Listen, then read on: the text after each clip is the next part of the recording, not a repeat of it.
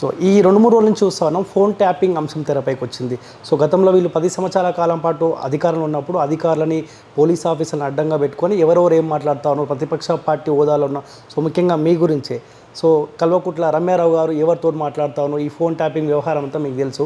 So ఎవరు ప్రమేయం ఉందనుకుంటున్నారు? అధికార పార్టీ సంబంధించిన నాయకుల ప్రమేయం ఎవరితో ఉంటుంది ఫోన్ ట్యాపింగ్ వ్యవహారంలో?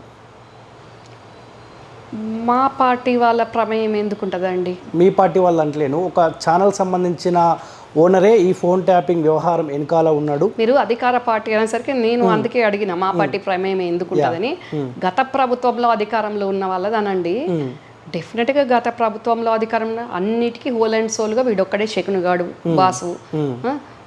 లాస్ట్కు ఇప్పుడు మీ మీడియా వాళ్ళే ఎన్నో వింతలు చూసిండ్రు కానీ ఇప్పుడు ఇదొక వింత, మీడియాకు వింత, ఆ తర్వాత ప్రజలకు వింత.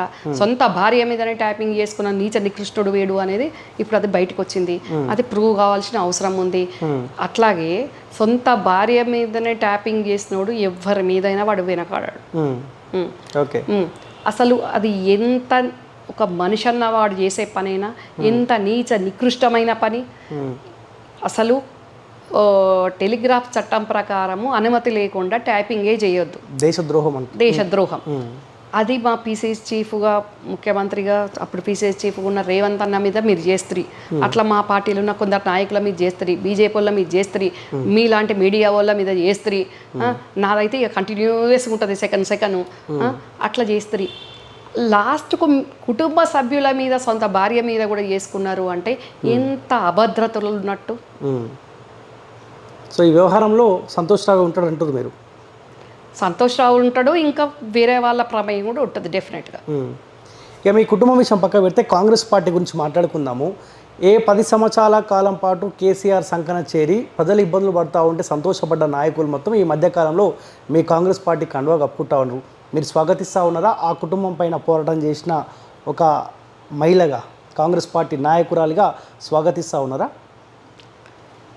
అంటే యాక్చువల్గా ఆ చర్య కాంగ్రెస్ పార్టీగా ముఖ్యమంత్రి అయిన రేవంత్ అన్న గారు అసలు ఆయన చాలా స్ట్రిక్ట్గా ఉండ్రి.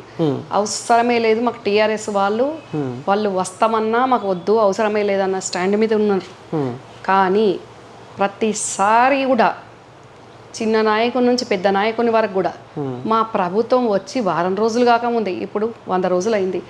మేము పడగొడతాం. ఏంది పడగొట్టడానికి? అదేమన్నా గోడనా పడగొట్టడానికి మీ ఇష్టం ఉన్నట్టు? మా ప్రభుత్వాన్ని పడగొడతామంటే కాంగ్రెస్ పార్టీకి ప్రజలు పట్టం కట్టిండ్రు. తెలంగాణ ఇచ్చిన కాంగ్రెస్ పార్టీకి ప్రజలు ఆదరించిండ్రు. ఇప్పుడు 10 సంవత్సరాలు వాళ్ళ మాయమాటలకు మోసపోయినాం. ఇప్పుడు మేము తేరుకున్నాం, అన్యాయం జరిగిపోయింది కాబట్టి ఇప్పుడు మళ్ళా మీరైతేనే మాకు న్యాయం చేస్తారని వాళ్ళు మాకు తీర్పిచ్చిండ్రు. అట్లా ప్రజలతోటి వచ్చిన కాంగ్రెస్ పార్టీని ప్రతిసారి అసలు ఏం చేయాలనో అర్థం కాక అయోమయంలో ఉన్న బీఆర్ఎస్ పార్టీ నాయకులు మేము పడగొడతాము అని అంటే దాన్ని మేము ఏ రకంగా ఆలోచించుకోవాలి, ఏ రకంగా రిసీవ్ చేసుకోవాలి? అంటే బీజేపీ బీఆర్ఎస్ ఒకటయ్యి ఈ రకంగా ఆలోచించుకొని మాట్లాడుతున్నారా?